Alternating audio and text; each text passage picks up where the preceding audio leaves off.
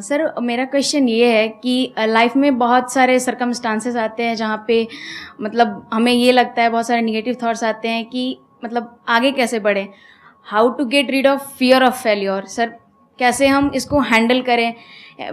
अगर हम कोई किसी चीज़ को शुरू करना चाहते हैं सर, तो हमारे दिमाग में बहुत सारे निगेटिव थॉट्स चलते रहते हैं, हो पाएगा नहीं हो पाएगा, बहुत तरह के नेगेटिव क्वेश्चंस आते रहते हैं सर। तो इसको कैसे हैंडल करना है सर इस सिचुएशन को? फियर ऑफ फेलियर थोड़ा सा ठीक भी है जी। ये हमें रोकता है उन दिशाओं में जाने से जहाँ हमें जाना भी नहीं चाहिए। जैसे मान लीजिए मैं सोचूं कि मैं फुटबॉल प्लेयर बन जाऊं, मुझे पता है कि नहीं बन पाऊंगा, मेरी फिटनेस वैसी नहीं है, तो मुझे ये फियर रोक लेगा, ठीक बात है ना। ये ज़रूरी नहीं है कि आप दुनिया में हर चीज़ के लिए ठीक हो। हर किसी का एक पैकेज है, हर किसी का जो एट्रीब्यूट्स हैं या वर्च्यूज़ हैं उन सब का एक पैकेज है। We can be good at few things, we can be best at maybe one thing, we can not be best at everything. तो ये बहुत ज़रूरी है कि अपने एप्टीट्यूड को देख के हम सिलेक्शन करें कि हमें कहाँ जाना चाहिए। ठीक है, अगर सिलेक्शन कर लिया है तो फिर फियर ऑफ फेलियर होने की वजह ये है कि या तो आप जो कंपटीशन है उस पर ज़्यादा फोकस कर रहे हैं, अपनी स्ट्रेंथ पे कम फोकस कर रहे हैं। मेरे ख्याल से स्ट्रेंथ पे फोकस करना, कुछ अच्छे लोगों की कंपनी में रहना जो थोड़ा सा मोटिवेट करते हों, अच्छे दोस्त हों, लगातार मनहूस टाइप की बात ना करते हों, ऐसे लोगों के साथ रहना, कुछ रिक्रिएशनल एक्टिविटीज़ उससे बाहर निकल के थोड़ा खेलना कूदना, मतलब फिजिकली फिट रहना, वो सब रहेगा तो हार्मोन्स जो हमारे दिमाग में आते हैं उससे, फिजिकल एक्टिविटी से, जो एंडोर्फिन्स वगैरह हैं, हैप्पी हार्मोन्स है, डोपामाइन वगैरह है, वो रिलीज होते रहें तो हम वैसे भी बहुत फियर से बचे रहते हैं। और अंत में मेरा तरीका ये है कि अगर मैं कुछ नहीं करूँगा तो फेल होना तय है, करूँगा तो चांस है कि फेल होऊंगा या पास हो जाऊँगा, तो नहीं करने में तो तय है कि फेल हो गया, तो क्यों ना एक बार चांस ले लेते हैं। और एक जगह फेल होऊंगा तो तय मान के चलिए कि दूसरी जगह मेरे फेल होने के चांस कम होगा, क्योंकि मुझे एक एक्सपीरियंस है प्रयास करने का और फेल होने का, और वो एक्सपीरियंस किसी ना किसी क्वांटिटी में हर फील्ड में काम आता है, मैच्योरिटी आपके अंदर आती है। और मैं एक शेर अक्सर यूज़ करता हूँ, बहुत बहुत प्रिय शेर मुझे है, और मुझे सच में लगता है कि ज़िंदगी को जीना बहुत आसान काम है, मुश्किल काम नहीं है। असली बात है कि आप प्रयोग करें, कोशिश करें, और हार जाएं तो दूसरी कोशिश करें। और मैं इसीलिए एक लाइन हमेशा बोलता हूँ, क्यों डरे ज़िंदगी में क्या होगा, कुछ ना होगा तो तजुर्बा होगा।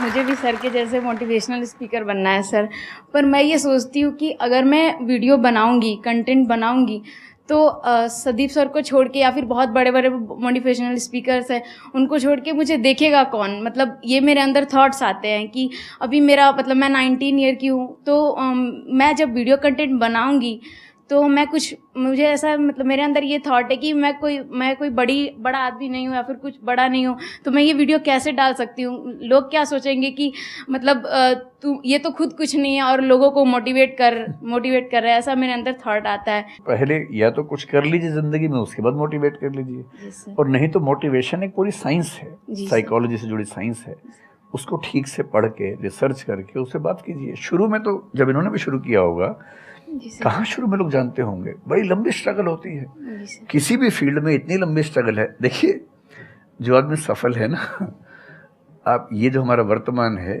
ये ऐसे ही नहीं बन गया है। हर सफल आदमी का एक बहुत लंबा अतीत होता है जिस पर नज़र किसी की नहीं होती है। और बशीर बद्र ने एक बड़ी गहरी बात कही थी, ये फूल मुझे कोई विरासत में मिले हैं, तुमने मेरा कांटों भरा बिस्तर नहीं देखा।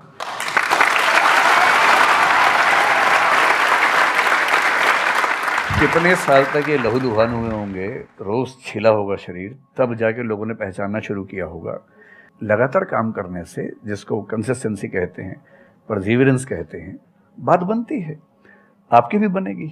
मैं तो कई ऐसे लोगों को जानता हूँ जिन्होंने एकदम स्क्रैच से शुरू किया और उसके बाद वो टॉप पे पहुंचे। आपने अपने क्वेश्चन में दो बातें टच करी, एक कि आपको मोटिवेशनल स्पीकर बनना है, एक है कि फियर ऑफ फेलियर है। एक तो ये फियर ऑफ फेलियर को हटाइए, अगर आपको मोटिवेशनल स्पीकर बनना है तो अपने माइंडसेट को रखिए एक्सपेरिमेंटल माइंडसेट। आप ये समझिए life is like an experiment. एक साइंटिस्ट का माइंड कैसा होता है, वो ये थोड़ी ना सोचता है कि मैंने ये एक्सपेरिमेंट किया, ये फेल हो गया तो क्या होगा। उसको पता है failure is the part of success. जब तक 20-30 बार, 50 बार, 100 बार कोई एक्सपेरिमेंट फेल नहीं हुआ, इसका मतलब वो कुछ नया ट्राई नहीं कर रहा, इसका मतलब वो तो रिपीट कर रहा है। जैसे स्कूल में बच्चे करते हैं लेबोरेटरी में कि बुक में देखा बस उसको कॉपी किया, तो दोनों में फर्क हो गया ना। एक है कुछ नया डिस्कवर करना, कुछ नया क्रिएट करना, एक है जो क्रिएट हो चुका है उसको रिपीट करना। तो you are talking about becoming a motivational speaker. तो अगर आप मेरे जैसे बनेंगे तो कोई क्यों देखेगा आपको?